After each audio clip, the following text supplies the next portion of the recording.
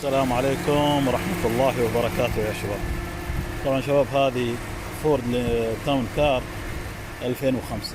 طبعا الرجال يشتكي انه سيارة فيها مسفاير في سلندر رقم 8. جبنا جهاز السكوب وجينا على السلندر رقم 8 حاليا. طبعا هذا الواير اللي من كمبيوتر السيارة اللي هو الجراوند اللي جاي من كمبيوتر السيارة. طبعا الباور من الفيوز مباشرة. هذا الامر اللي يجي لي الانجكتر رقم 8 من كمبيوتر السيارة. شوف مجرد اني احرك الواير هذا الانجكتر رقم 8، شوف مجرد اني احرك الواير راح يشتغل السنسر. شوف الحين السيارة شغالة طبيعي. اذا فكيت ايدي عن الواير شوف على السيجنال راحت.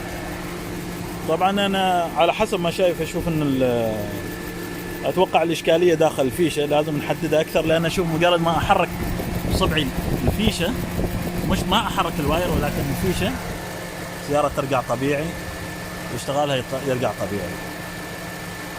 مجرد ما اشيل اصبعي فقط، شليت اصبعي السيجنال راح. فراح نبدل للزبون ان شاء الله تعالى الفيشة او نحاول نصلحها. وسلامتكم يا شباب، جزاكم الله خير.